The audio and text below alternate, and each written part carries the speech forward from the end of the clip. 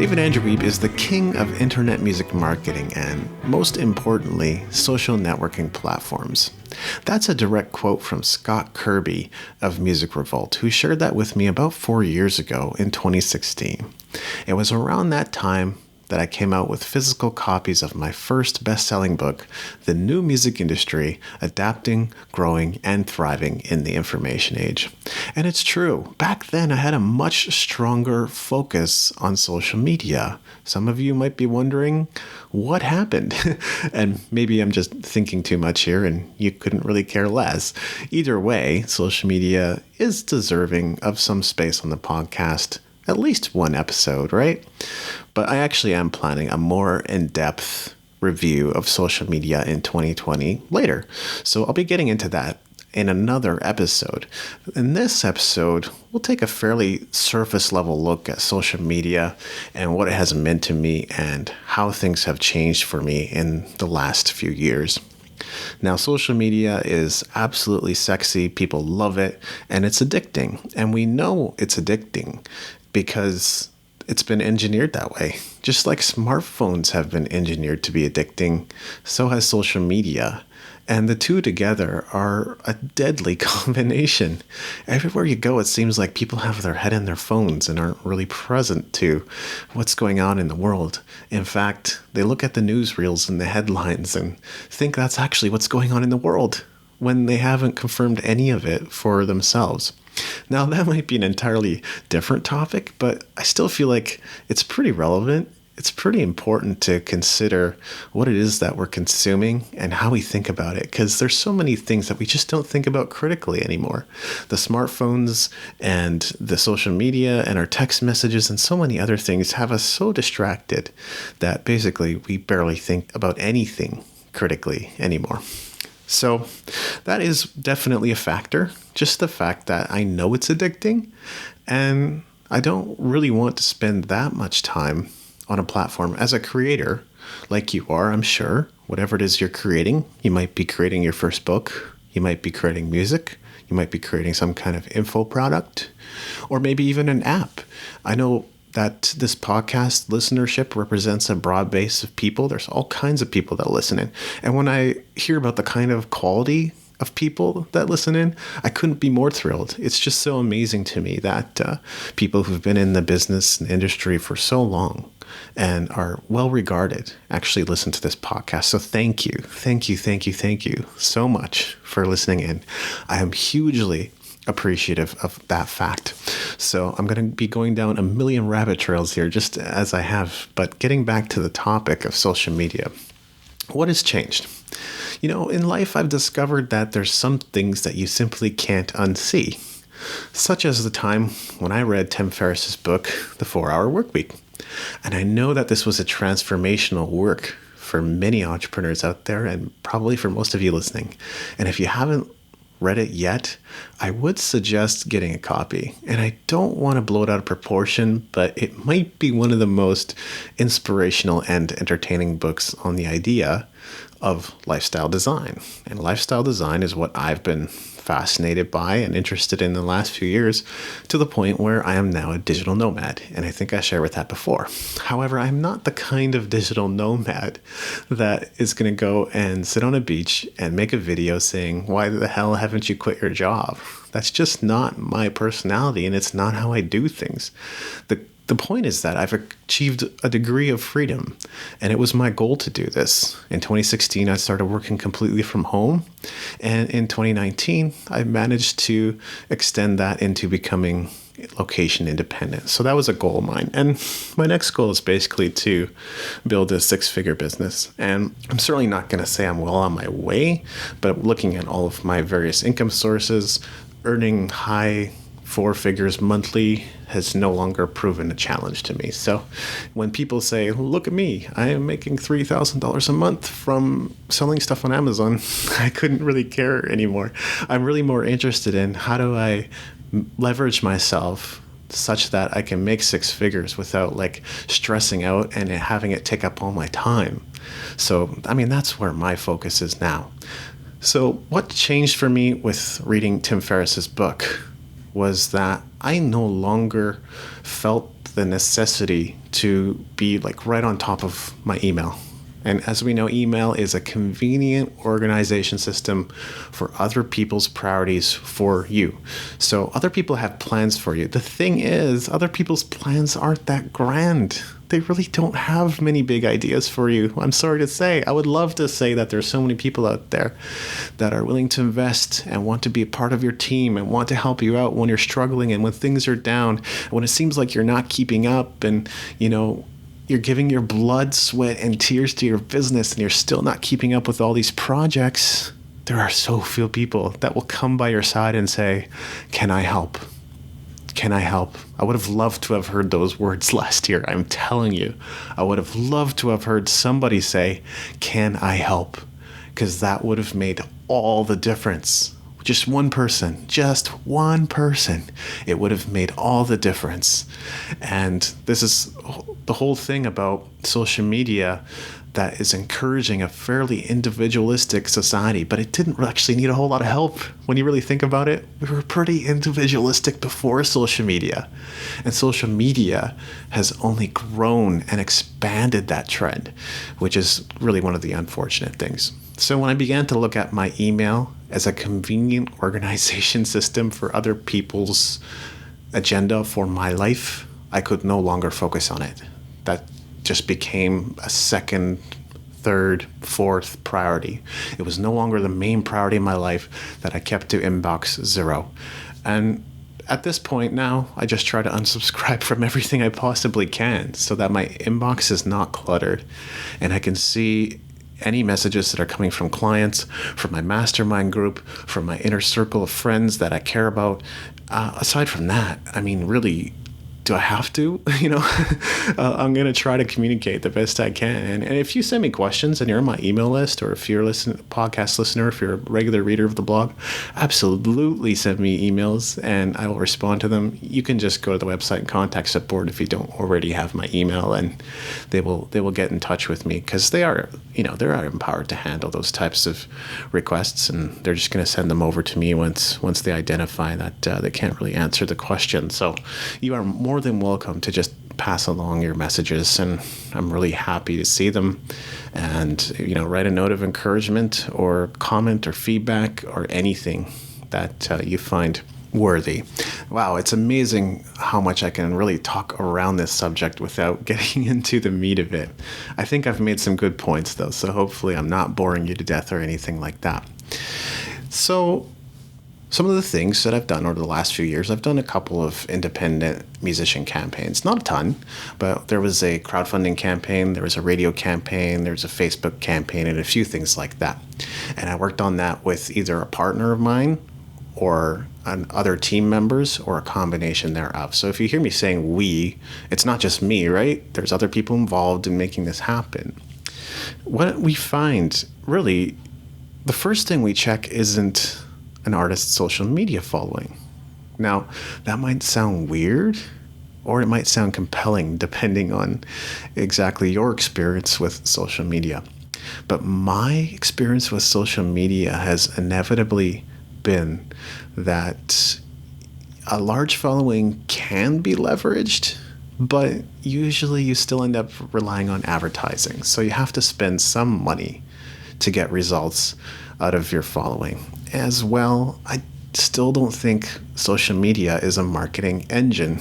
Now, advertising is amazing and you can get some great results, but you still got to nail your ad. If you don't nail your ad copy and images and everything that goes with it, it's just not going to be effective. And us marketers, I swear to you, waste a lot of money on ads that don't work until we find something that converts and works well. So I don't know how a lot of these other providers of information for musicians in the music industry purport to be able to teach musicians how to create effective ads. I mean, I guess maybe they give you templates or something. I don't know, but I'm sorry to say, it's just not going to work that well without a ton of testing. And you may be a skilled musician and you may even have a broad base of internet marketing knowledge, but unless you really go deep into how an ad actually works, and how it can get you results, it's just not going to go anywhere. So the number one thing that we check, first of all, is not an artist's social media following. What we check first is their email list. What's the size of their email list? Number two, categorically, I can say the thing that we check next is their website traffic. Yeah, we haven't even gotten to social media yet. And then number three is where we might begin to look at their social media following, their YouTube subscriber base, the number of views they've gotten on their videos and so forth. And we actually do a complete audit. We look at all of it and measure things out and see what sort of engagement they've been getting on their emails. There was one artist, and I can't mention her name, unfortunately, but she had an email list of what appeared to be 1,000 people, and about 30 to 40% of people were opening. So that 30 to 40% open rate, like, that's ridiculous. You are not going to get those results on social media. Never. You are never going to get those results.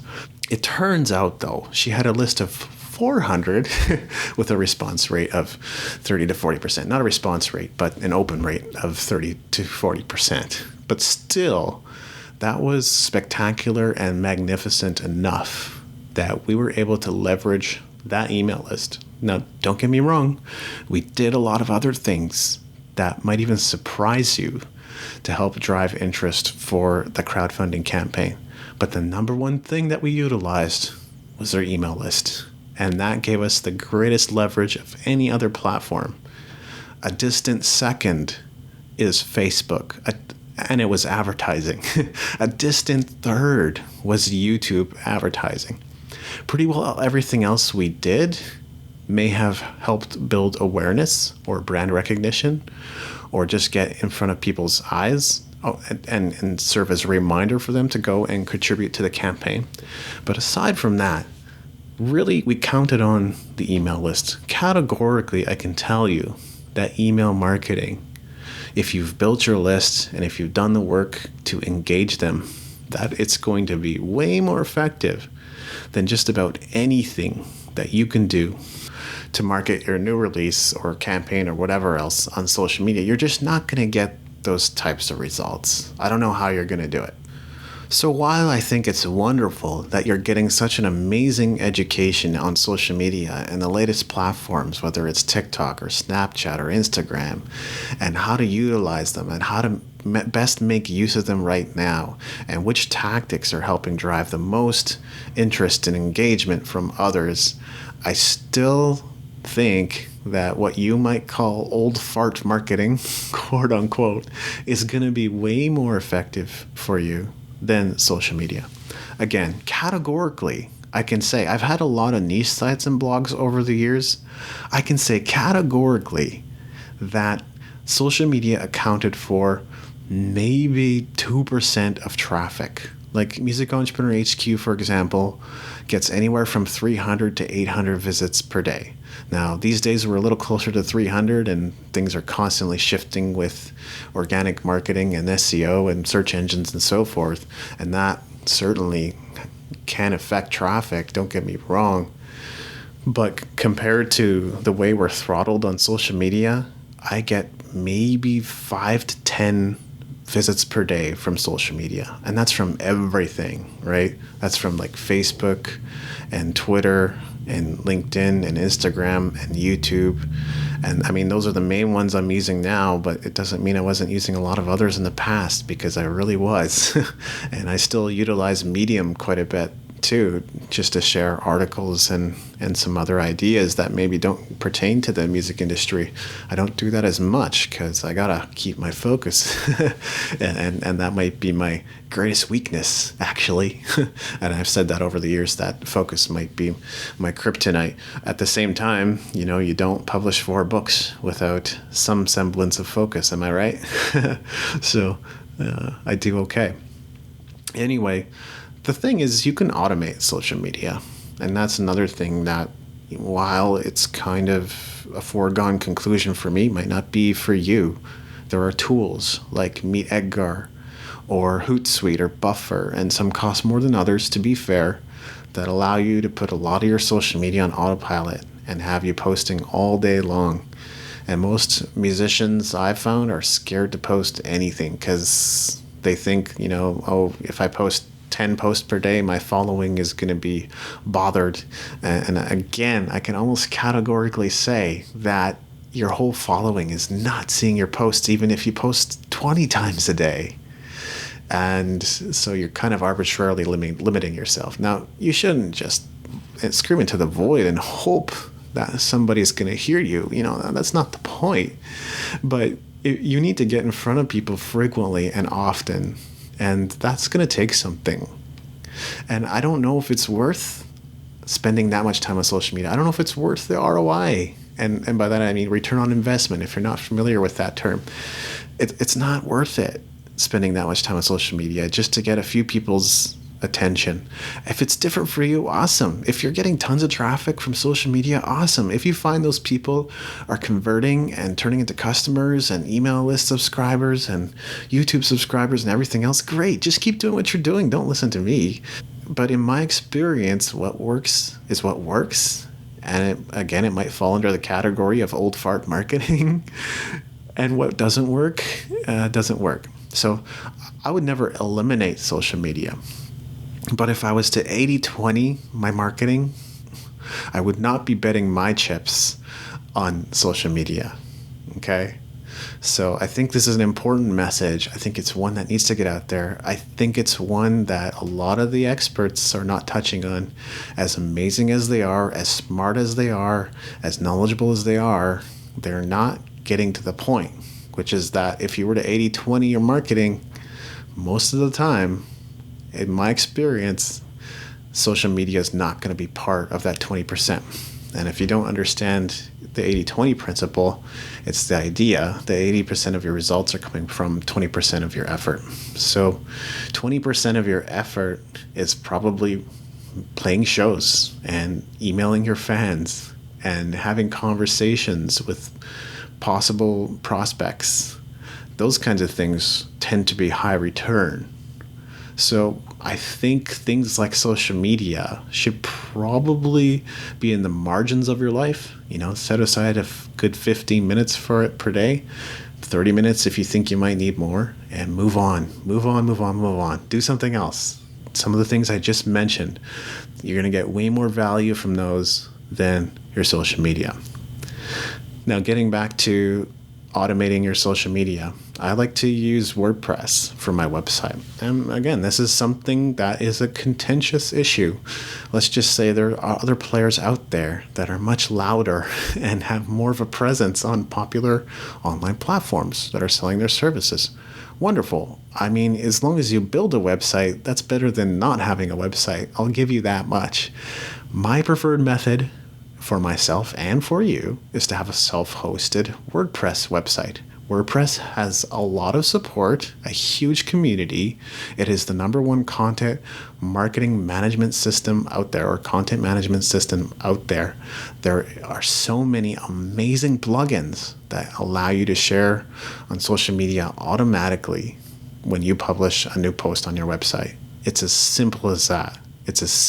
And you can schedule posts out until the cows come home. You can write stuff up, schedule it in WordPress, have it come out at a specific date, at a specific time, based on whatever research you've found, based on whatever works best or whatever best practices are out there, and have it shared on social media on the dot every single day or every single week or every single month or whatever, however often you post your content. So to me, that's a no-brainer. I still want the traffic from social media. I just don't want to put hours and hours and hours of my own time into it when it's not going to give me the returns that I personally need. So where do you put your focus? As far as digital marketing is concerned, you put your focus on your website and you put your focus on your email list. And the rest, I think we all just need to be educated on the priority of subscribers or followers. Joe Polizzi from Content Marketing Institute has this awesome image that he uses in presentations showing what the top ranking or the highest value subscribers or followers or customers are. So I'm going to include that in the show notes, which is going to be at musicentrepreneurhq.com/1 183.